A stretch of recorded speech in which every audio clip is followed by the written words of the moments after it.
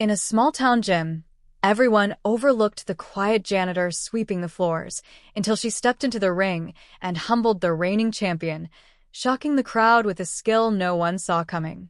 Amara Jones pushed her mop across the gym floor, the squeak of the wheels blending with the rhythmic thuds of fists hitting punching bags. She was 29, with a wiry frame and a quiet presence that made her nearly invisible to the regulars at Iron Core Gym, a no-frills boxing facility in a modest Ohio town. Her uniform, a faded gray jumpsuit with her name stitched on the chest, marked her as the janitor, someone who cleaned up sweat-soaked towels, emptied trash bins, and scrubbed the locker rooms after hours. To the boxers and trainers, she was just part of the background, someone who kept the place running but never drew attention.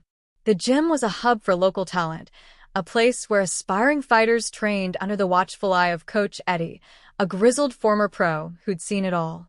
The star of the gym was Derek the Hammer Carson, a 32-year-old light heavyweight who dominated the regional circuit for 3 years. His record was near perfect, his knockouts legendary, and his confidence bordered on arrogance. He strutted through the gym like he owned it, barking orders at younger fighters, dismissing anyone he deemed beneath him. To Derek, Amara was just the cleaning lady, someone he barely acknowledged except to complain about a sticky spot on the floor. Amara kept her head down, her movements efficient as she worked. She'd been at the gym for 2 years, taking the night shift to pay her bills while caring for her younger brother, who had medical needs that ate up most of her income. She listened to the banter, the trash talk, the clatter of weights, but never joined in. Her coworkers, a couple of other maintenance staff, knew her as reliable but reserved. She didn't share much about herself, didn't linger after her shift. But her eyes, sharp and observant, missed nothing. She watched the fighters' footwork, their combinations, their mistakes, her mind cataloging every move. Derek's reign at Iron Core was unchallenged, his reputation built on power and intimidation. He'd won the regional title in a brutal match the previous year, knocking out his opponent in the 3rd round. Since then, he'd grown cockier, dismissing sparring partners as soft, and bragging about his inevitable shot at a national title. Coach Eddie, while proud of Derek's skill, often warned him about overconfidence. "You're good, Hammer, but there's always someone better," he'd say. Derek would laugh, flexing his biceps. "Not in this town, coach." One evening, the gym was buzzing with anticipation. A local promoter had organized an open sparring event, a chance for amateurs and pros to test their skills in front of a small crowd. Derek was the main draw, expected to dominate whoever stepped into the ring with him. The gym was packed, locals, other fighters, even a few scouts from bigger circuits. Amara was there, as always, sweeping the edges of the ring during setup, her presence unnoticed by the crowd. She moved methodically, her mop gliding across the floor, her eyes occasionally flicking to the ring where Derek was shadowboxing, his movements sharp but predictable. As the event began, Derek tore through his first 2 sparring partners, both young fighters eager to prove themselves. He toyed with them, landing heavy jabs, dodging their punches with ease, and taunting them with a grin. The crowd cheered, feeding his ego. By the 3rd round, he was calling out to the audience. "Anyone else want a shot? Come on, I'm just warming up." Most laughed, knowing better than to challenge him. Coach Eddie, standing ringside, shook his head but said nothing. Then, from the back of the gym, a voice cut through the noise. "I'll take a round." It was Amara, her tone calm but clear, her mop resting against the wall. The room went quiet, heads turning. Derek laughed, loud and mocking, as he leaned against the ropes. "You serious, cleaning lady? You think you can handle this?" He gestured himself, his grin wide. The crowd chuckled, some uncomfortably, others egging him on. Amara didn't flinch. She set her mop aside, wiped her hands on her jumpsuit, and stepped toward the ring. "1 round," she said. "Let's see." Coach Eddie raised an eyebrow, stepping forward. "Amara, you sure about this?" "You don't have to," she cut him off with a small nod. "I'm sure." There was something in her eyes, a quiet certainty, that made Eddie pause. He'd never seen her box, never even knew she was interested, but he trusted his instincts. All right, he said. Get her some gloves and a headgear. The crowd buzzed, some laughing, others curious. Derek, still grinning, didn't take it seriously. This'll be quick, he said, cracking his knuckles. Amara slipped on the gloves, her movements practiced, as if she'd done this before. She stepped into the ring, her jumpsuit still on, her headgear slightly too big. The bell rang, and Derek came out swinging, expecting an easy target. What happened next stunned everyone. Amara moved with precision, her footwork light and controlled, dodging Derek's jabs with ease. She kept her guard up, her eyes locked on his, reading every move. When he threw a heavy right hook, she slipped under it, countering with a sharp jab to his ribs that made him wince. The crowd gasped, the laughter dying out.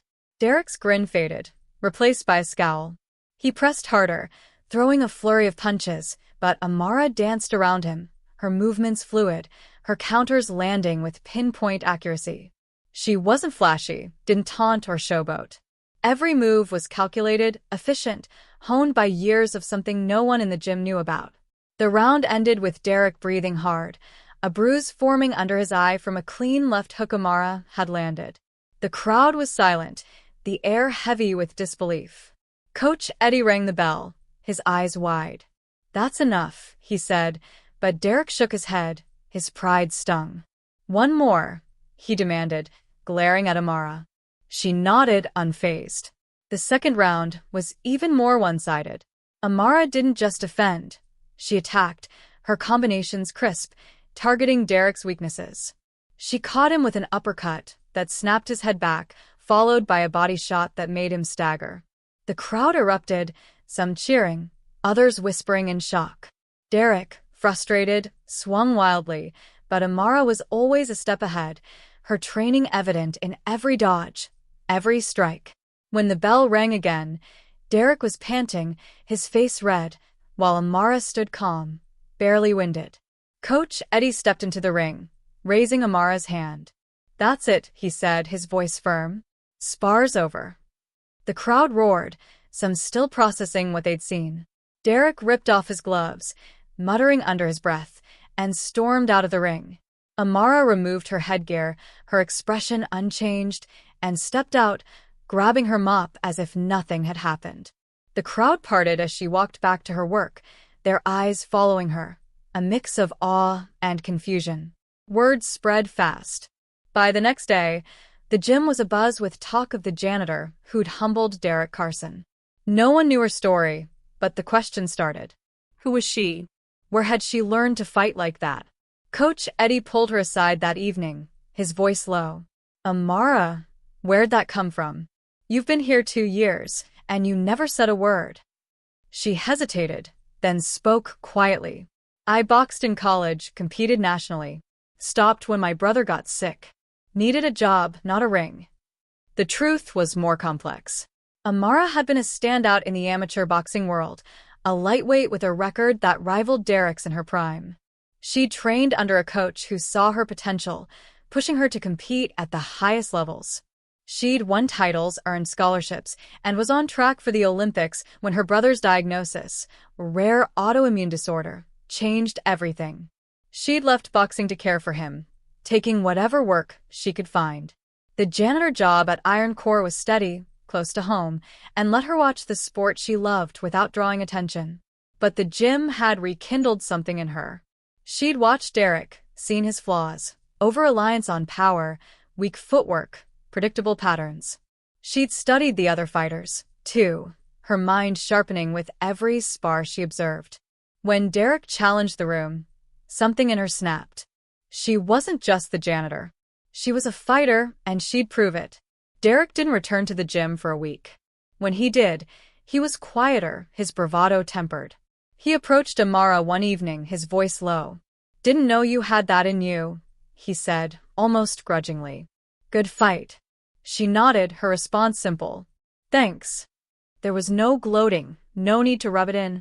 She'd made her point. The gym changed after that. Fighters started greeting Amara by name, asking her for pointers. Coach Eddie offered her a spot as an assistant trainer, part-time, so she could keep her janitor hours. She accepted, her skills now out in the open. The local boxing community took notice, and soon, scouts were asking about the janitor who'd outclassed a champion. Amara didn't chase the spotlight, though. She trained a few young fighters, shared her knowledge, and kept sweeping the floors, her brother's medical bills still her priority. The story of that night became a local legend, told and retold in gyms across the region. It wasn't just about a fight. It was about someone who'd been underestimated, dismissed, and then proved everyone wrong. Amara Jones, the janitor, had shown that skill and heart could outshine arrogance, that the quiet ones could carry the heaviest punches. For those who'd seen it, it was a moment they'd never forget, a reminder that champions weren't always the ones with the loudest voices.